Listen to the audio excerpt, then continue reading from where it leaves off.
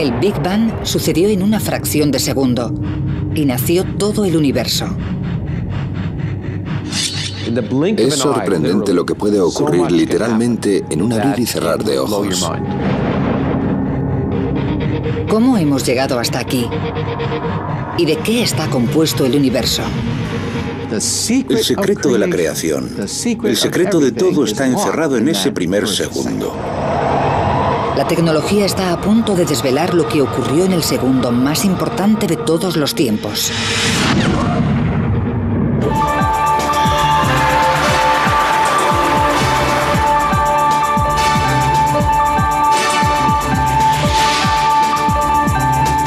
Ciencia al desnudo, el Big Bang. En el principio no hay nada, ni materia, ni energía, ni siquiera espacio vacío, porque el espacio en sí mismo no existe. El tiempo no pasa porque no existe. De la nada aparece una bola de fuego más pequeña que un átomo. 10 billones de veces más caliente que el núcleo del Sol. Lo que se convertirá en el universo explota desde una concentración millones de veces más pequeña que la punta de un alfiler.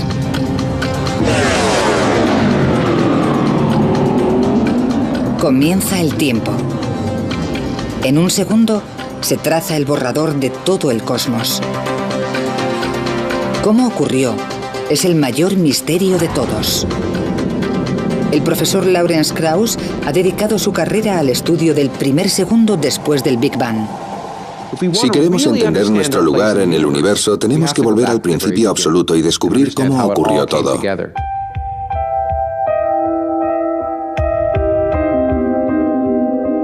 Echar la vista atrás al instante de la creación es una idea nueva. La teoría del Big Bang está muy aceptada. Pero el concepto tiene menos de un siglo de antigüedad. Una de las cosas que tenemos que observar con perspectiva es lo reciente que es nuestra comprensión del universo. Hace 80 años la opinión más aceptada en la ciencia era que el universo era estático y eterno, que había estado siempre. Pero eso cambia en 1929. En el observatorio del Monte Wilson, en California, Edwin Hubble estudia la luz de las galaxias. Observa que cuanto más lejana es la galaxia, más larga es la longitud de onda que emite. Las ondas de luz se estiran cuanto más se propagan, y al estirarse cambia la longitud de onda. El mismo principio se aplica a las ondas sonoras. Según se acerca el tren, el tono del silbato aumenta. Cuando pasa, disminuye. Al alejarse el tren, cada onda sonora tiene que viajar más que la anterior para llegar a tu oído. Las ondas sonoras se estiran y disminuye la onda. Algo similar ocurre con las ondas de luz. Si una galaxia se aleja de nosotros, la onda de luz que emite se estira y cada vez es más larga y roja. Se llama corrimiento al rojo. En la luz visible, en un extremo del espectro tenemos el rojo y el azul en el otro. La radiación roja es en la luz visible la de mayor longitud de onda, mientras que la radiación azul tiene una longitud de onda corta. Y en cuanto al universo, vemos la radiación desde las distintas estrellas estirándose literalmente, por lo que la luz se va enrojeciendo. Y cuanto más lejos miremos, más roja será la luz.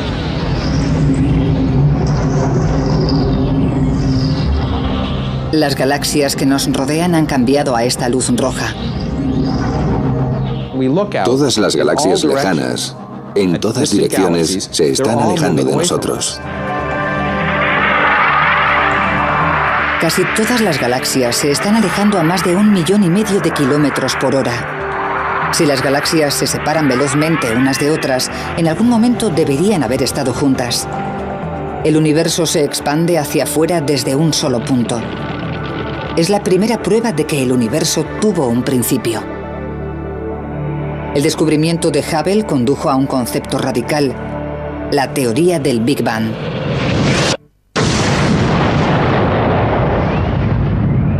Los científicos creen que en el primer segundo después del Big Bang se creó la base de todas las estrellas y planetas del cosmos. Para probarlo, primero necesitan una nueva manera de medir el tiempo. Pensamos en fracciones de tiempo más pequeñas de las que utilizamos en cualquier otra actividad humana y fracciones temporales más pequeñas que una carrera automovilística o un velocista o cualquier otra cosa. Y lo que hemos aprendido es que puede ocurrir de todo en una fracción de segundo, en un abrir y cerrar de ojos. Es sorprendente. Horas, minutos y segundos son el fundamento de la vida moderna. Pero los acontecimientos que siguieron al Big Bang ocurrieron en fracciones de tiempo menores que un segundo. Para analizar lo que ocurre, los científicos utilizan una nueva medida de tiempo llamada tiempo de Planck. Un Planck equivale a 10 elevado a menos 43 segundos. Eso significa un punto decimal, 42 ceros y un 1. Es una cantidad de tiempo inimaginable. Aún así, en este pequeño latido de tiempo Planck ocurre algo que determina los próximos 13.700 millones de años. De la bola de fuego surgen las 4 fuerzas fundamentales de la naturaleza. De esas fuerzas depende todo a nuestro alrededor. La gravedad es el motivo por el que se formaron las estrellas y los planetas. Controla la luna y las mareas y nos mantiene sobre la Tierra. El electromagnetismo ilumina las ciudades, conecta los teléfonos y hace funcionar los ordenadores.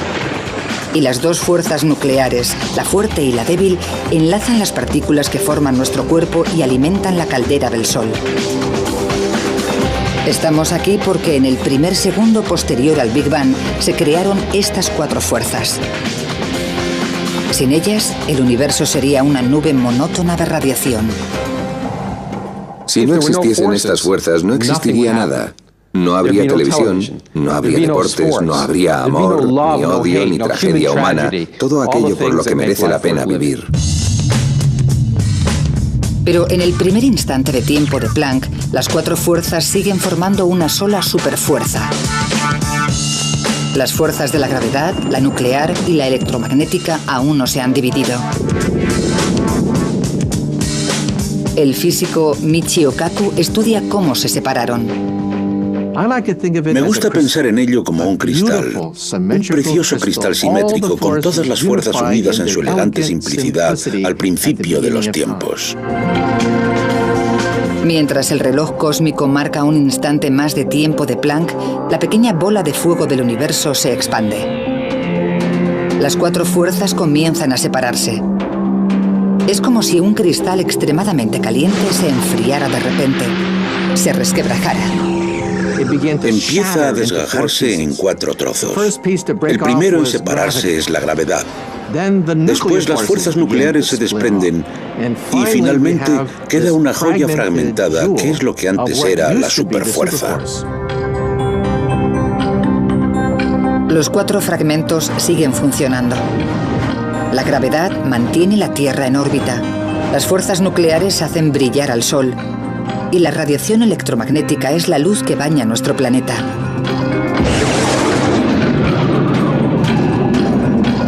Solo hemos avanzado fracciones de segundo en nuestro viaje y ya se han establecido los cimientos de nuestro mundo.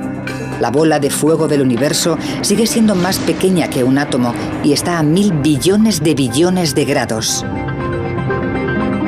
Para descubrir cómo se expande el universo, los científicos utilizan telescopios tan potentes que pueden ver el pasado. Cuando el astrofísico David Spergel mira hacia arriba, ve historia. Cuando miramos al espacio, volvemos atrás en el tiempo. La luz viaja a una velocidad finita, así que la que vemos del Sol tarda unos 8 minutos en llegar hasta aquí. No vemos el Sol tal y como es, sino como era hace 8 minutos. Cuando de noche vemos las estrellas cercanas, podrían estar a 10 o 20 años luz. Las vemos como eran hace 10 o 20 años. Cuanto más lejos podamos ver en el espacio, más cerca estaremos del Big Bang. La luz de las estrellas lejanas tarda miles de millones de años en llegar hasta nosotros. Se estiran tanto en el trayecto que se convierten en ondas electromagnéticas. Para ver esta luz tan antigua es necesario utilizar radiotelescopios. El radiotelescopio Horn Antenna de Nueva Jersey realizó un descubrimiento relacionado con el Big Bang completamente por casualidad. En 1960, en los laboratorios telefónicos Bell, Arno Penzias y Robert Wilson miden las ondas electromagnéticas de nubes de gas de la Vía Láctea. Pero la Horn Antenna que utilizan recibe constantes interferencias. Suena así y llega desde todas las direcciones. Recibían la misma señal de fondo en cualquier dirección. No tenía sentido. Así que primero pensaron que algo fallaba en el experimento. Lo limpiaron. Quitaron los excrementos de paloma, que eran una fuente potencial de problemas, y volvieron a calibrarlo. Lo hicieron con sumo cuidado. El extraño ruido persiste. Penzias y Wilson se dirigen a la fuente. Fueron capaces de demostrar que esta radiación no provenía de la Tierra, no era de nuestra galaxia. Era algo que llegaba desde las profundidades del espacio, estaba en todas partes. La radiación que llega a la antena es más antigua y lejana que cualquier otra cosa detectada. Por casualidad, llegan hasta unos científicos de la Universidad de Princeton que investigan las secuelas del propio Big Bang. Se dan cuenta de que lo que escuchan es un eco de los albores del tiempo.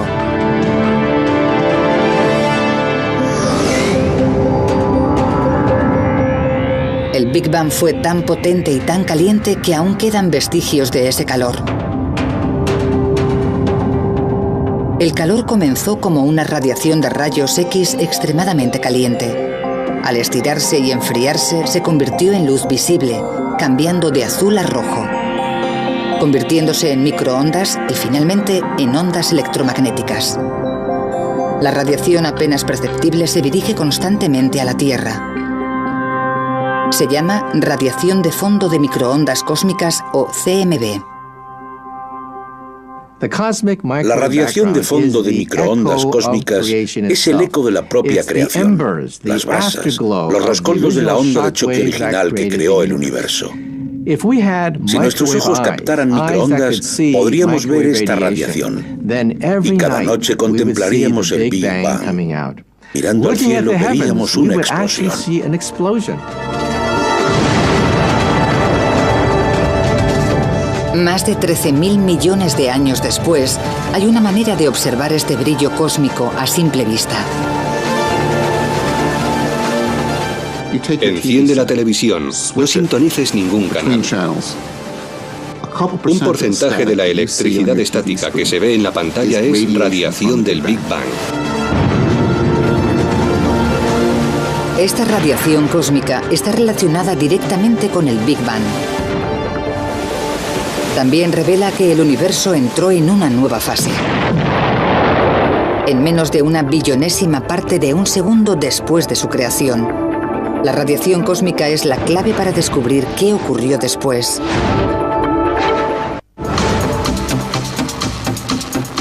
Unos cuantos instantes de tiempo de Planck en nuestro reloj cósmico y la bola de fuego del universo se transforma. En un instante, el universo es 1.000 millones de veces más pequeño que un átomo. En el siguiente, se hincha hasta alcanzar el tamaño de una pelota de béisbol. En este momento crece más que en los 13.700 millones de años siguientes. Los científicos conocen esta rápida expansión como inflación, y la prueba perdura en la radiación cósmica que quedó tras el Big Bang. Como la electricidad estática de la televisión, la radiación cósmica parece tan constante y uniforme que ofrece un rompecabezas a los científicos. Cuando medimos las radiaciones de fondo de microondas cósmicas en esa dirección, la temperatura es idéntica a la de aquella dirección. Es lo mismo en todas. La única explicación es que el universo se hincha infinitamente más rápido que la velocidad de la luz. La inflación expande la bola de fuego del universo equitativamente, como cuando se infla un balón con un espectacular soplo de energía.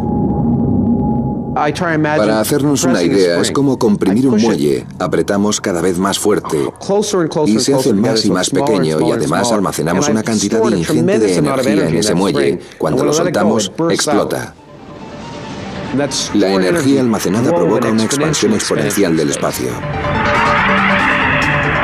Pero si todo el universo es uniforme desde el primer segundo posterior al Big Bang en adelante, ¿cómo se formaron las galaxias?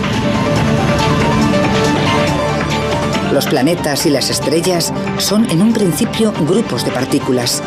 Con el tiempo, estas partículas de materia se unen debido a la fuerza de la gravedad y forman una masa densa. La Tierra fue primero una bola de partículas que se compactaron debido a la fricción y a la gravedad. El Sol que sustenta la vida en la Tierra fue primero una nube de gas y polvo. ¿Cómo se formaron estos grupos en primer lugar? En teoría, al principio, el universo sería grumoso, no uniforme. Para conocer la formación de las estrellas y planetas en el primer segundo tras el Big Bang, científicos de la NASA como David Spergel han desarrollado la sonda de anisotropía de microondas Wilkinson, o WMAP, una misión satélite para medir la temperatura de la radiación cósmica con mayor detalle que nunca. Aunque esta radiación está en todas partes, es apenas perceptible, y para observarla con detalle en el cielo es necesario salir de la Tierra o cualquier otra fuente que interfiera en la radiación. 7 a punto de despegar. 5, 4... La NASA lanza la sonda en el año 2001. Despegue del cohete Delta II para explorar el pasado y el futuro de nuestro universo. Podría conseguir la mejor instantánea del universo en su primer segundo de existencia. El lanzamiento fue extremadamente apasionante. Fue tenso, pero emocionante verlo subir y darnos cuenta de que funcionaba. La WMAP se encuentra a 1.600.000 kilómetros de la Tierra. Es tan sensible que puede medir la temperatura de la radiación cósmica en una millonésima parte de un grado. La WMAP lleva 5 años analizando el cielo al minuto. Está ahí con la Tierra y el Sol siempre detrás, mirando al espacio. El satélite da vueltas muy rápidamente y cubre una tercera parte del cielo cada hora. Gira y genera mapas de la radiación restante.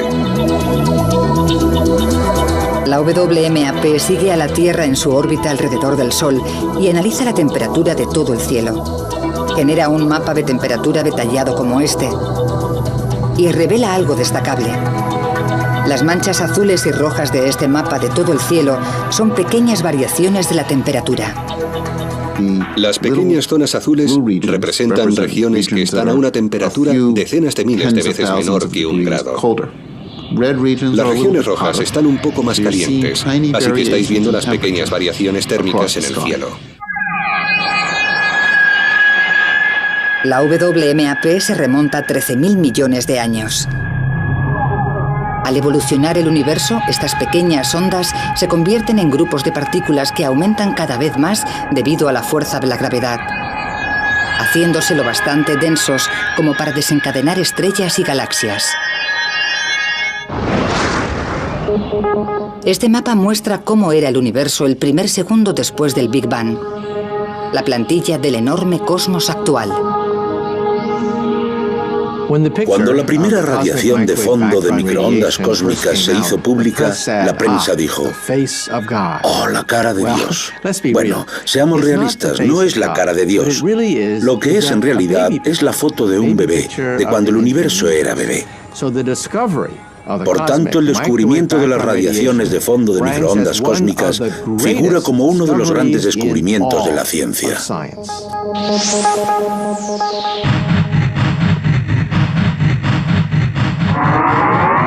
Menos de una trillonésima parte de un segundo después del Big Bang, la bola de fuego del universo se expande rápidamente.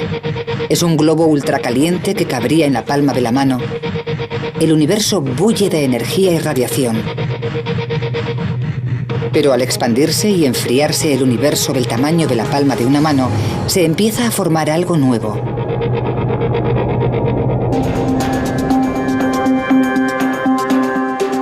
Solo una fracción de segundo después del Big Bang, el destino del universo ya está trazado. El Sol arde gracias a las fuerzas fraguadas hace 13.000 millones de años. Las estrellas y planetas se formaron debido a la manera tan rápida de expandirse del universo. La ciencia puede localizar el rastro de todo lo que vemos ahora hasta el primer segundo de la creación. Pero estamos aquí gracias a lo que ocurrió en los pocos instantes de tiempo de Planck. El universo está inundado de los componentes de la materia. Hasta el momento, según el reloj cósmico, el universo de los comienzos no era nada más que energía. ¿Cómo se convirtió esa energía pura en materia? Todo lo que te rodea está compuesto de materia. Donde estás sentado, el aire que respiras, todo el planeta está compuesto de materia, y la materia está compuesta de átomos. Y en el primer segundo después del Big Bang, se crean los ingredientes de los átomos. Pero, ¿cómo apareció la materia? Es algo que siempre ha desconcertado a los científicos. Hasta 1905, el momento en que Albert Einstein propone su ecuación más famosa. E es igual a m por c al cuadrado. La ecuación de Einstein nos dice que la energía, E, y la materia, m, son diferentes representaciones de lo mismo. La materia y la energía son intercambiables. Algunos científicos utilizaron posteriormente esta ecuación para crear el arma más destructiva de la historia, la bomba atómica. Da una pista de lo que ocurrió en el primer segundo. En una explosión nuclear, las partículas de materia se separan para producir una enorme cantidad de energía. Durante el Big Bang ocurre exactamente lo contrario. Una enorme cantidad de energía se transforma en materia. La ecuación de Einstein conduce a una conclusión. Mientras el universo bebé se expande y enfría, la energía pura del Big Bang se convierte en las partículas de materia que nos conforman.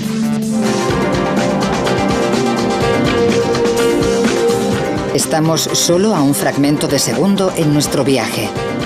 Aparecen las primeras partículas de materia. El universo está 1 millón de veces más caliente que el núcleo del Sol.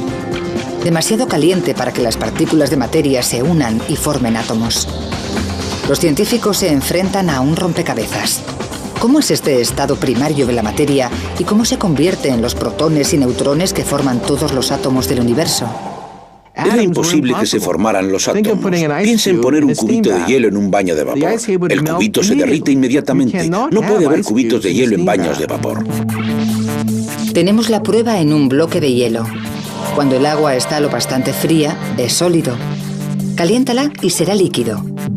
Calienta el agua líquida y se evaporará en forma de gas, vapor de agua. Calienta en exceso el gas y la energía separa los átomos.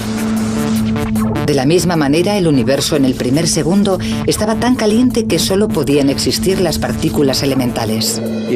Si viajásemos literalmente a los primeros segundos del universo, nos desintegraríamos. Desapareceríamos totalmente e incluso los detritos y el núcleo atómico del cuerpo se desharían en partículas subatómicas. No quedaría nada del cuerpo.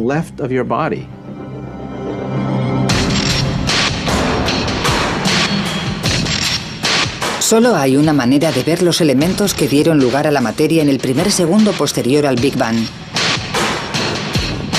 Los científicos tienen que recrear las condiciones del Big Bang.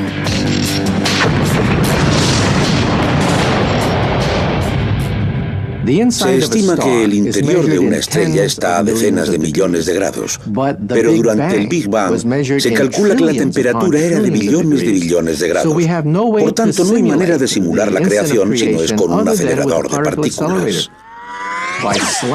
Chocando protones entre sí, podemos generar temperaturas que no se han dado desde el comienzo mismo del universo. Por tanto, los aceleradores de partículas son el único instrumento para poder simular la génesis.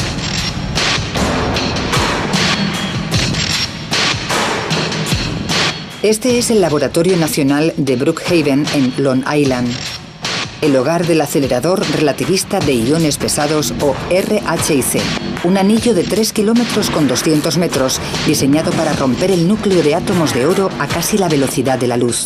Con el acelerador de partículas hacemos chocar las partículas subatómicas.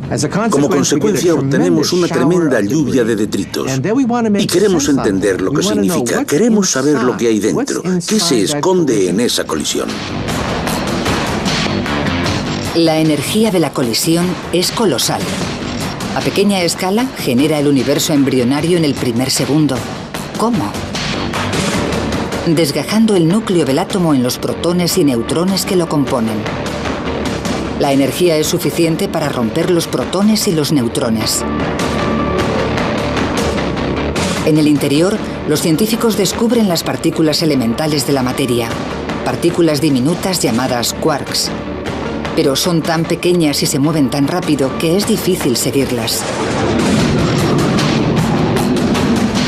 Si los científicos pudieran descubrir cómo se comportan los quarks, desvelarían el secreto de la propia materia. El descubrimiento podría revolucionar la medicina y relanzar el programa espacial. El proyecto comienza en el año 2000. Al colisionar los núcleos de los átomos, se genera un chorro caótico de partículas. Se tardan 5 años en analizar los datos. Los resultados llegan en 2005. Son impactantes. Al hacer chocar los núcleos de átomos de oro entre sí, esperábamos encontrar un gas. La sorpresa fue que no era un gas. Lo que encontramos era más bien líquido. Impactó bastante porque ahora, cuando empecemos a simular el universo en sus comienzos, tenemos que deshacernos de la imagen mental de partículas subatómicas de gas. Sabemos que es más como un líquido, literalmente como una sopa. Cuando aparece la materia por primera vez en el universo, los quarks son tan densos y están tan electrizados que todo el universo es como un líquido.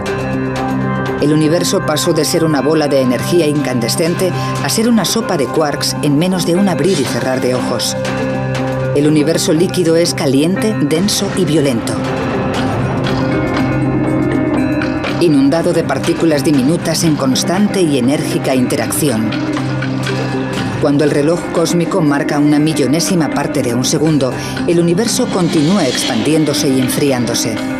Crece del tamaño de una pelota de béisbol al de nuestro sistema solar. La materia se ha materializado desde la pura energía. Sin materia, ninguno de nosotros estaríamos aquí. Y eso casi se cumple en ese primer segundo. Algo está a punto de destruir toda la materia del universo. El Armagedón se está fraguando. Una fracción de segundo después del Big Bang, el universo está inundado de las partículas elementales de los átomos. Estas partículas diminutas de materia deben sobrevivir en un campo de batalla. Todo a nuestro alrededor está compuesto por la materia que se creó a raíz de la energía que generó el Big Bang.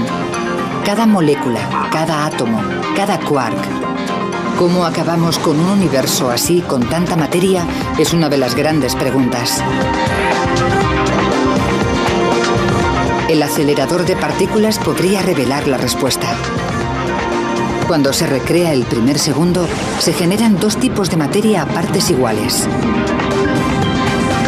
Una es del tipo de materia que observamos a nuestro alrededor. La otra es lo contrario. La antimateria. La doctora Tara Shears explica qué son las dos caras de la misma moneda. Esta manzana está compuesta de materia y sabemos que cada partícula del universo tiene una pareja de antimateria que se creó en el Big Bang. La antimateria parece similar a la materia normal, pero no del todo. De hecho, es como su reflejo en un espejo. Por tanto, una antimanzana sería así. Pero la materia y la antimateria son enemigas mortales. No pueden coexistir. Fracciones de segundo después del Big Bang, el futuro del universo está en peligro. La materia y la antimateria están encerradas en una batalla a muerte. Ha pasado una millonésima parte de segundo del Big Bang y estalla la batalla. Cuando la materia y la antimateria chocan, el resultado es explosivo. Un conjunto de materia del tamaño de una manzana chocando con su antimateria equivalente generaría tanta energía como la de una bomba nuclear de 10 megatones. Si pudiésemos volver al verdadero universo naciente justo después del Big Bang, encontraríamos esta furiosa masa de materia y antimateria aniquilándose la una a la otra. Nos encontraríamos en medio de una batalla cósmica entre los dos bandos, en medio del fuego cruzado, por decirlo así. Al estar todas las partículas en un estado líquido superdenso, la materia y la antimateria se encuentran rápidamente y se destruyen entre ellas.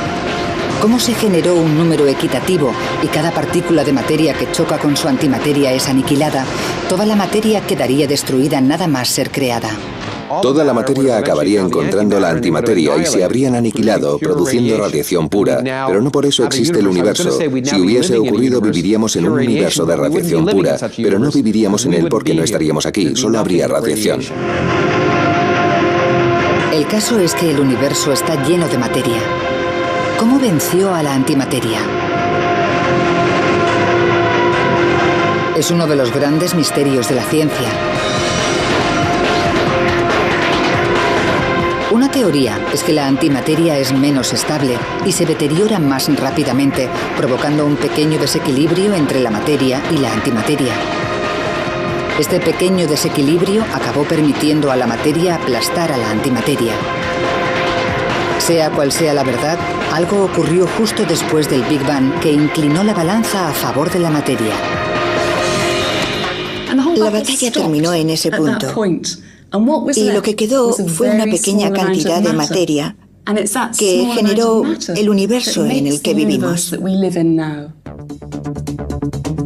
Eso significa que somos los restos de la batalla, somos los detritos, lo que quedó cuando todo lo demás estaba acabado. Los detritos formaron todo lo que hay a nuestro alrededor, desde el suelo que pisamos hasta la galaxia más lejana.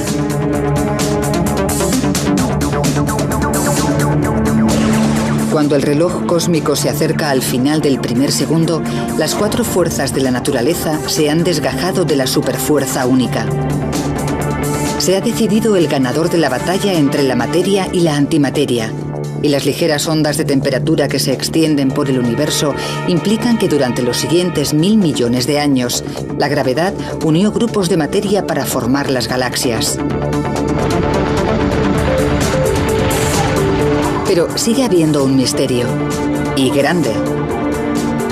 Sabemos cómo se formaron los componentes elementales de la materia, pero no sabemos lo que concede fundamento a todo en el universo. Sabemos mucho sobre el primer segundo, pero falta una pieza del puzzle.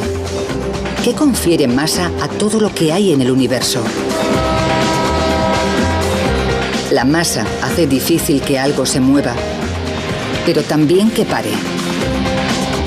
Cuando nos acercamos a la Tierra, la gravedad actúa sobre nuestra masa. En la Luna, la gravedad es más débil, por eso los astronautas se mueven más lentamente, pero su masa es la misma que en la Tierra. Incluso si un objeto no pesa nada, sigue teniendo masa. Algo debió de haberse creado en el primer segundo para conceder masa a las partículas, pero los científicos no lo han descubierto. La masa es la verdadera columna vertebral de la vida. Si no hubiera masa, el universo solo estaría compuesto de radiación y nada se uniría para formar objetos como tú o yo, o las cosas que hacen interesante el universo. Sería un universo difuso, lleno de radiación, pero muy aburrido. Si descubriésemos cómo apareció la masa en el primer segundo, descubriríamos el origen de la vida. Mientras los científicos no descubran qué confiere la masa a las partículas, el primer segundo seguirá siendo un enigma.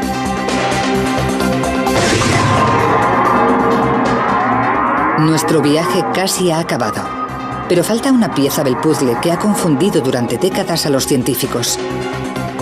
En 1964, en la Universidad de Edimburgo, el físico Peter Higgs propuso una teoría revolucionaria. Sugiere que un campo de fuerza invisible se extiende por el universo en el primer segundo, dando masa a las partículas.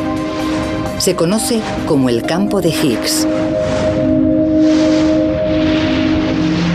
Cuando las partículas se relacionan con él, adquieren masa. Por ejemplo, si empujamos un coche que se ha quedado sin gasolina en la carretera, puedo conseguir moverlo y que avance, pero si estuviéramos en el barro, pesaría mucho más. No podríamos empujar tanto, actuaría como si fuese más pesado. Pues bien, pensamos que las partículas tienen masa por una razón similar.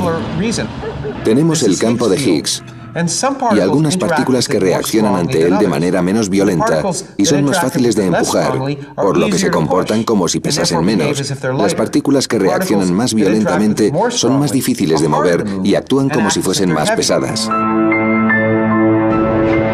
Como el barro, el campo de Higgs se pega a todo. Cuando las partículas entran en el campo, ganan masa. Cuanto más contacto tengan con el campo, más masa ganarán. Los científicos creen que al campo de Higgs le arrastran sus propias partículas. Los periodistas la llaman la partícula de Dios. Los científicos la llaman el bosón de Higgs. Creen que identificando esta partícula podrían descubrir cómo llegamos aquí.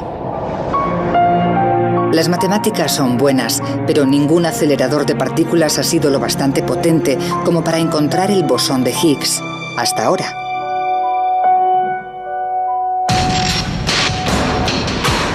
En las profundidades del campo de Ginebra, en Suiza, se encuentra el experimento humano más caro, el Gran Colisionador de Hadrones, o LHC.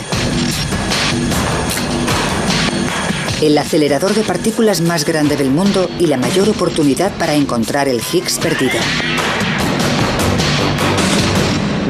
Tenemos que ver si la partícula Higgs existe realmente y por eso construimos aceleradores tan mastodónticos, para ver si podemos entender el mecanismo responsable de la existencia de todo lo que consideramos sólido y pesado actualmente en el universo. Ha costado $10.000 millones. Se ha tardado 14 años en construir y 7.000 científicos se han involucrado en su construcción. Este año se activa. A pequeña escala, recreará condiciones que existieron por última vez hace 13.700 millones de años. Una explosión tan potente que recordará al propio Big Bang. Si funciona, científicos como David Evans podrían resolver el último misterio de la materia. Como traspasamos los límites de la ciencia, también tenemos que traspasar las fronteras de la tecnología. Es probablemente la máquina más grande del mundo y sin duda la máquina más compleja del mundo. A más de 91 metros bajo tierra discurre un conducto circular de 26 kilómetros. Dentro, dos haces de protones más finos que un pelo humano se aceleran a casi la velocidad de la luz, 299.000 kilómetros por segundo. El LHC hará que las partículas choquen entre sí con una violencia 9 veces mayor que cualquier otro acelerador. 300 billones de protones volarán por el conducto en distintas direcciones y colisionarán en el corazón de 4 inmensos detectores. Lawrence Krauss inspecciona uno de estos detectores, cada uno del tamaño de un edificio de 5 plantas.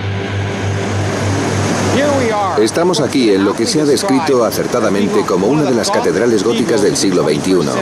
Una gigantesca estructura compuesta por miles de toneladas de acero, más hierro que la Torre Eiffel, y decenas de miles de kilómetros de cableado. Todo ello diseñado por miles de físicos de cientos de países que hablan docenas de idiomas diferentes, con la precisión de quizá una millonésima parte de 2,54 centímetros. Todo para detectar lo que ocurre aquí dentro. El LHC utiliza 4 de estos detectores gigantes a lo largo del conducto. El que esperan que encuentre el Higgs se llama Atlas. El Atlas ocupa la mitad de un campo de fútbol y pesa tanto como un submarino nuclear. Puede detectar 1.000 millones de colisiones por segundo. Cuando los protones chocan, el impacto es tan titánico que en una fracción de segundo recreará la materia como era justo después del Big Bang. Una lluvia de partículas elementales como quarks. En alguno de los detritos esperan encontrar el escurridizo Higgs.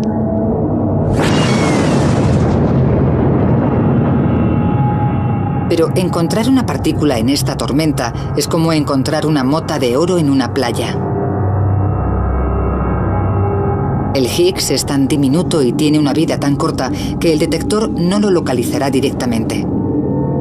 Por eso esperan capturar el rastro que deja gracias a las cámaras de más alta tecnología del mundo. Cuando vemos una estela en el cielo, observamos la columna de humo, pero ¿dónde está el avión? No lo vemos porque es demasiado pequeño. Lo mismo ocurre con los detectores. No pueden coger la partícula en sí, pero sí el rastro que deja esa partícula subatómica. Y observando el rastro, podemos determinar de qué tipo era y lo rápido que se movía.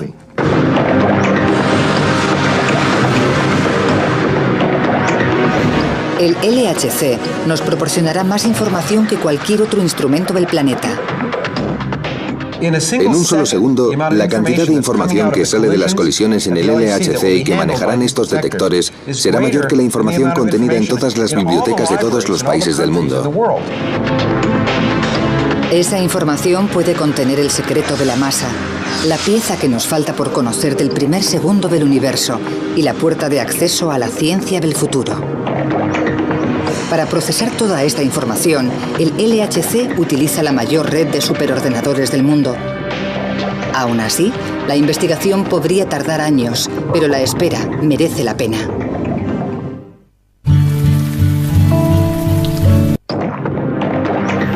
Este experimento podría desenmarañar finalmente la simple verdad de la base de nuestra existencia. Es una posibilidad que entusiasma a científicos de todo el mundo. Todavía no sabemos lo que conseguiremos con el LHC. Tenemos grandes expectativas de llegar a una mayor energía, menores magnitudes que nunca antes. Lo que conoceremos con el LHC cambiará nuestra idea del primer segundo del Big Bang. En la sala de control del LHC, el mayor experimento de la historia de la ciencia, comienza la cuenta atrás. El acelerador se comprueba, se sella y se enfría a temperaturas más bajas que las del espacio exterior. El LHC se ha diseñado, se ha construido y ahora las pruebas finales para ponerlo en funcionamiento se están llevando a cabo aquí mismo, en este momento. Esta máquina podría dar respuesta a uno de los mayores misterios de la vida. Es como estar presente en la creación. Si tiene éxito, el LHC podría conducir a una nueva era en la ciencia. Si fracasa en su búsqueda del Higgs y no desvela cómo la materia consigue la masa, dejará un hueco en el misterio del primer segundo. Tendrán que escribirse nuevas teorías y construirse experimentos más poderosos. Soy realista. Sé que quizá no encontremos nada. Eso podría provocar una crisis en la física. La física podría quedarse estancada si de repente todas nuestras máquinas no son lo bastante poderosas como para avanzar hacia el siguiente acto, la próxima escena en la nueva fase de la materia y la energía. Una cosa sí que saben. El LHC acercará el Big Bang a los científicos más que nunca. Retrocederá 13.700 millones de años hasta el primer segundo del universo.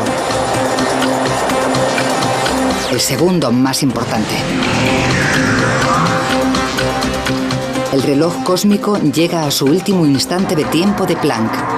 El universo tiene un segundo completo de edad. Unas 1000 veces el tamaño de nuestro sistema solar. Y está inundado de partículas de materia, el componente básico de todo lo que nos rodea. El universo está lo suficientemente frío para que en el mar de quarks estos se agrupen de 3 en 3, formando protones y neutrones. En la saga del universo, su primer capítulo determina el curso de la historia. En los próximos minutos, el universo se enfría lo suficiente como para que los protones y neutrones formen los primeros núcleos atómicos. 300.000 años después, aparece el primer átomo. En cientos de millones de años, la materia se acumula para formar las primeras estrellas. Y en miles de millones de años, galaxias como la Vía Láctea. Más de 9.000 millones de años después del Big Bang, nace la Tierra. Un Big Bang. Un solo segundo. La génesis de todo. Para cuando acaba el primer segundo, el resto de la historia cósmica ya está escrito, incluido en última instancia el futuro del universo.